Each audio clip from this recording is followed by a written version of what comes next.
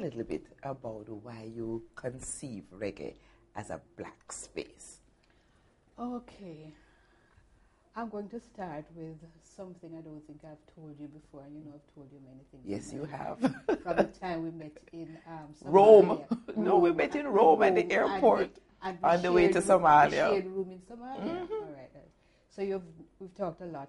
But and that was in what, 1979, sometime like that, long time? It was a long time. Yes. Yes, I'm going to tell you about an experience I had. I was taking the life stories of people born around about the 20th century. And I went into St. James. And what period in the 20th century you were covering? The early 20th century, the first decade. Most excellent. of them were born like in 1900. Wow. Before 1907. Excellent. Okay. And I had the experience of interviewing this lady in St. James. And she told me about the reprisals after the Sam Sharp Rebellion. She didn't call it Sam Sharp Rebellion, but I knew it was the Sam Sharp Rebellion. You remember what you called it? No, she just talked about what had happened. Mm-hmm, I didn't know what had happened. So and then she told me that her grandfather nearly got killed, nearly got hanged after the thing. And then she also said, and I live to tell you the story, and it struck me that I have to continue storytelling. Absolutely. And as I was coming down from St. James and coming through into St. Anne's Bay, I heard big youths singing, "Do we remember the days of slavery?" And I said, "No, man, not Burning Spear. Burning Spear. Do we remember the days of slavery?" Yes. And I said to myself, the work has begun, and the work is being done by these reggae artists. Absolutely. Okay? So you can understand then that I realized that those reggae artists knew about black space, and they were creating the black space, which had been, which my old friend and her grandfather had tried to create. You know, so. I like how you started your chapter. You say in 1961, sixth form students who were to become Jamaica's middle class in the post-independence period would have known of the great difficulty black students in Little Rock, Arkansas, United States were experiencing in trying to get into school. They would have read about this in the popular evening daily newspaper, The Star. They would also have seen the advertisement in the issue of 10 November 1961, inviting young Jamaican women to choose to which of 10 types of beauty they belonged, and to apply accordingly to be judged and to get the winning prize in the National Miss Jamaica Beauty Contest. The year 1961 was the year for the satinwood type of beauty. The years of ebony and mahogany had either gone or were yet to come. For the next year's beauty type was going to be golden apple. Tell us a bit about the beauty contest and how they shaped identity in Jamaica, perhaps in a way that is quite different from what reggae did. Right. Well, we have to say thanks in that case to Virgins. Virgins, who attempted to do some films and so on, which involved black people. Yes. Well, Virgins was in charge of that beauty contest. Okay. Before Virgins, all the beauties in Jamaica were straight-haired, brown-eyed or blue-eyed in some cases, and very, very pale. And I suppose somebody must have said something to Virgins, or Virgins said something to himself, that beauty does not reside only in straight hair and pale face. And so he had this 10-type beauty. And well, a whole heap of black ladies, some of them in just a merino and panty, were featured in the Star newspaper. But I get a chance to feature and get a chance to know that they were beautiful. Okay, so yes, you know, Jimmy Cliff's lovely song, My Miss Jamaica, and he talks about, you know, you're my Miss Jamaica, I'm crowning you myself. And he says, you may not have the shape to suit the rest of the world, but you suit me. And I think that was a very powerful reggae song in which here's an artist saying that I claim the right to define who is Miss Jamaica. It don't matter what these other people are setting up as a model, but, you know, I know who I find beautiful. So reggae really has been a music of resistance. It has been a music of resistance, and the resistance has been, certainly the resistance has been there since 1760 with Taki. And the resistance has continued, and that's part of the thing that the reggae music has done. Maintain the resistance, because it seems to me the resistance came, the resistance continued. The resistance was fierce, 1865, the Brodber Rebellion. The resistance was 1901, all sorts of things. And then, as you know, we were on the outside of the society. The attempt to get inside of the society, politically, I think, did something to taking away from the black space, as people tried to make themselves into white space, or white space, for we hold that for the time being, into white space. And in a lot of that 20th century, black people were defining themselves, or were helped to define themselves as labor rather than black, which comes up right into like 1938, which is the height of the definition of self as labor versus something else. So although there was Garvey and there was Bedford, but still there was this tussle between I'm a black or I'm a worker, new definitions. And so with the 1960s and the day before, or the year before independence, you get this rising now of people who are saying, we are black. Whether we are worker, or we are professor, or we are whatnot, we are black. And there was this talk about identity. So this is really an ideological issue, because when you talk about space, it's not geographical space, black space as a geographical location only. It's more like your head space. It's your head space. Talk a bit more about that idea of space. The idea of space, yes.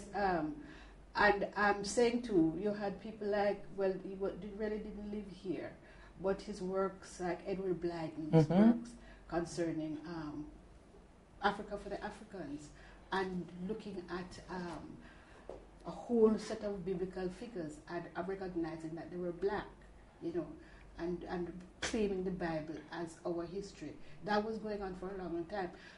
And you can see the effects of Blyden's work on somebody like Marcus Garvey, of love and all these people. And they were defining us in terms of black, whatever they were looking at.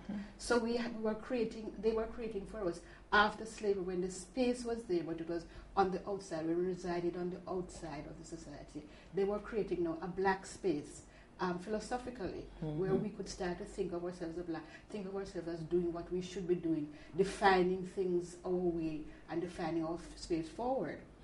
And then it seems to me that somebody dropped the idea, and we started now with this whole business of worker and vote, and the space wasn't there any longer, as we all tried to get education and tried to be as white as possible, and so on. So the space, we were now trying to find ourselves into a white space instead of building up the black space, which is, you talk about it a lot, words which I cannot pronounce. You know me, those words there.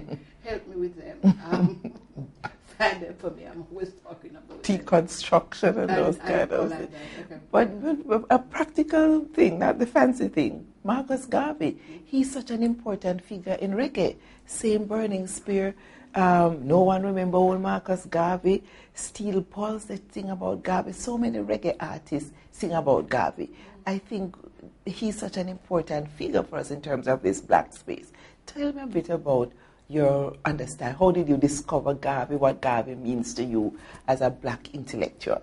Well, first of all, I discovered reggae. I'm telling you about what happened to me and Burning Spear and my people there. And so you start looking and searching into black music. You know that because when we met in Somalia, I was presenting a paper on popular music, on reggae, and I had before that done a paper on reggae for a conference in Florida. So I was searching. Reggae drove me into examining black. Wow. Reggae drove me into that. It's reggae who took me to Bob Marley. Okay. And then when you are there now, you hear the references to Garvey, and it's out of that my interest in Garvey developed. Right. No, you have a powerful book called Continent of Black Consciousness. It's not published by the University of the West Indies Press, but I'm sure they will not mind us talking about it because it was published by New Beacon Books, such a powerful force in black publishing in the UK, John DeRose and Sarah White, who turned their political vision into the practical politics of publishing. Tell us about that continent of black consciousness, because it seems to me the idea of black space is very much there too. It's very much there too. Now let us go back to Somalia and Egypt and that place we're on to. No, I had been brought up to know that I had relatives in Black America, not that they were black or West Indians in them. But they spent so much time talking about how they were the first black person to do this and making the distinction between West Indians and African Americans. And in my political phase that I was in, looking for bases for black power, it struck me that it was just foolish for us in the Caribbean to be thinking of ourselves as the black people when there's this big white continent of black people. And if we got together, how much we could do. Okay? So my business was to see how we can forge links with African America. We have so much of the same problems. We have the diabetes, we have the hypertension, we have the all our women anywhere, whether in diaspora or right, have the problems with their womb, uterus. So the fibroids, yes. So how do we get together was of course, Mrs. Garvey's problem too. How do we get together? So while I was there and realized that although we are all visitors to this Mother Africa, we were breaking off ourselves into Africa. I really cried in that over in Somalia thing, We broke ourselves off into the black Americans, we broke ourselves off in the Caribbean people. And we're virtually throwing stones at each other at one stage. And West Indians love to think, as we used to call ourselves, love to think they were superior to black Americans. Call us, and they thought they were superior to us. Slaves. Yes. Which we are King George's slaves. Many of them pretending that Barbadian man wrote many of the West Indians saying that they didn't have slavery at all. Yes, so I thought that what I should do with my life was to spend it attempting to get people to understand black people on the continent of the United States of America and black people in the diaspora, to understand that we're one and we have to come together to do things. That's the continent of black consciousness, which I realize is what Agave was trying to do with UNIA. Define a continent which crossed the seas, And also connected to the continent of origin. Continent of origin, but first I felt, and I still feel, that we have to get the diaspora together before we face our continent of origin. So thus you have the continent of black consciousness, and I'm still working within that. One of the fascinating essays in the book is by Louis Chudisoki, and he's interested, born in Jamaica of a Nigerian father, Jamaican mother, and living in the US now. Really, he speaks about the way in which Africa has had to imagine itself based on diasporic representations of Africa. It's an interesting thing, so that you get reggae musicians from Africa who are sort of circulating images of Africa that come from outside. So it's really interesting. And I'm hearing about Yoruba people on the continent coming over to the diaspora to learn Yoruba here because they feel that we left with a kind of Yoruba that we are practicing now, and they have moved. That they have lost. That they have lost. Yeah. So the transfer is just very interesting, but I still think that we have to get our things together in the diaspora first, and we will be the shelter for the continent, perhaps. Yes, well, as a novelist, these are some of the issues that you have picked up in a novel like Louisiana. Yes. And although it doesn't focus explicitly on reggae, I think it relates to the larger ideas you're developing in this. And I'd like you to talk a bit about that novel. In Louisiana, yes, is the music, yes, the function of the music, and how we made the music together. And I want to refer you to something I'm sharing about. I think the fellow's name is Keegan, and he's got a book called People Get Ready. And the first chapter in that People Get Ready deals with, the man who wrote that song, People Get Ready. Can't remember Marvin Gaye. Marvin Gaye, yeah. With Marvin Gaye and Bob Marley. Not that Bob Marley didn't say thanks to Marvin Gaye for the words. Yes. But he's talking about the spirit in the two productions, which is the same. You know, it's like that people were born in the same circumstance, which they were born in the same circumstance, and goes on to talk about relate other musics from the North American blacks, which are virtual replicas in terms of feeling. The sensibility. In terms of the sensibilities. But for the audience who has not read Louisiana, and I encourage you to do so, tell us a bit about the story, because what I love is the connections between the names and the experiences. Because I was coming from the experience of West Indians and North American blacks behaving as if they were two different people, I thought I had to make it very clear that we are the same, just the sameness. Thus you find a Louisiana in St. Mary, Jamaica, and a St. Mary in Louisiana, Jamaica, and that was. And there was a historical fact. There's a historical and geographical facts. Okay, So so to make the places the same name, virtually the same word, the same thing, and then the Louisiana, you can break down Louisiana into Louise and Anna, and the story of Louisiana in Jamaica is rather like that. Man had his wife whose name was Louise, and he gave the place the name Louisiana. You know? So the naming, the owner naming, is the same kind of thing that is happening in Louisiana. People are renaming themselves in terms of what they seem themselves to be like. Okay? So there's that is the sameness. And then there is the spiritual culture, if you want to call it religious culture, whatever it is. Our bearing, this is also anthropologically fact, because I did the research. And found this beautiful little book which was describing a wake in Louisiana. And in the wake, they were singing the same kinds of songs which we sing in our wake here. Wow. Okay. So the sameness is just there. Okay. And also our understandings of the spiritual world. Okay. The same kind of spirit take you, and you go into a trance, and you wake up another person, spirit riding you. The same ideas are there. So in writing Louisiana, I wanted to point out that